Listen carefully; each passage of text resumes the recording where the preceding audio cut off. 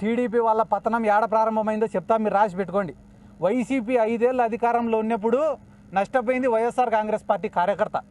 మళ్ళీ ఈరోజు తెలుగుదేశం పార్టీ అధికారంలోకి వచ్చినాక పొద్దున్న నుంచి రాత్రి వరకు కేసులు పెడతా ఉండేది వైఎస్ఆర్ కాంగ్రెస్ పార్టీ కార్యకర్తలు. అమాయకుల జోలికి పోతే ఏమవుతుందిరా? మీకు దమ్ముంటే నిజంగానే మైనింగ్లో ఎవడైనా దోచుకునిటేనో, లిక్కర్లో ఎవడైనా దోచుకుంటే వాళ్ళ జోలికి పోంటారా? పేదోళ్ళ జోలికి పోతే ఏమవుతుందిరా? నాకు అర్థం కాలే.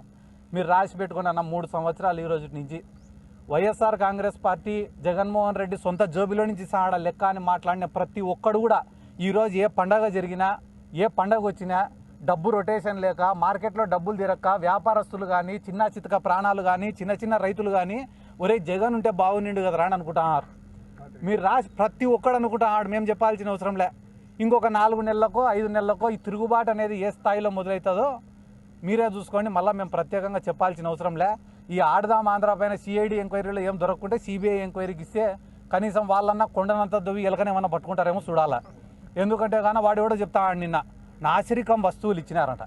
ఏమిచ్చినారు? 38 కోట్ల రూపాయలతోటి సామాగ్రి కొన్నారన్న. ఎంత? 38 కోట్లతో సామాగ్రి ఎన్ని సచివాలయాలకు కొన్నారు? 15,000 సచివాలయాలకు కొన్నారు. 15,000 సచివాలయాలకు 100 కోట్లు పెడితే ఇంగ్లీష్ విల్లో బ్యాట్లు, కోకాబురా బ్యాట్లు, కోకాబురా బాల్లు వస్తాయి. 38 కోట్లతోటి 15,000 సచివాలయాలకు ఇచ్చేటప్పుడు రబ్బర్ బాల్ బ్యాట్లే వస్తాయి తప్ప క్రికెట్ బాల్ బ్యాట్లు వస్తాయా? వానికి ఏమైనా తెలివైన ఉండాలి కదా మాట్లాడేటోనికి.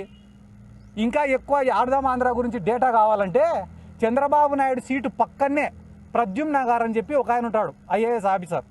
ఆయననే టెండర్లు వేసింది కానీ, ప్రొక్యూర్మెంట్ జరిపించినది కానీ, ఈ ఆడదాం ఆంధ్రాని కండక్ట్ చేసినది కూడా ఆ ప్రద్యుమ్న గారే.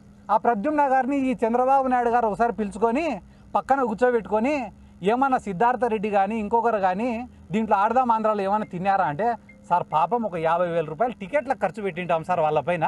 ఈ కర్నూలు నుంచి విశాఖపట్నానికి, విశాఖపట్నం నుంచి కర్నూలుకి పాపం ఆడ వాళ్ళకి భోజనాలు 2 పూట్ల పెట్టి పంపించినాం సార్, అంతకుమించి వాళ్ళకేం ముట్టలేదు సార్ అని చెప్తే చంద్రబాబు కూడా పొద్దున్నే ఇడిచిపెట్టండి రా పాపం వాళ్ళకేం టికెట్ డబ్బులు కూడా ఇచ్చినట్టు లేవంటాడు.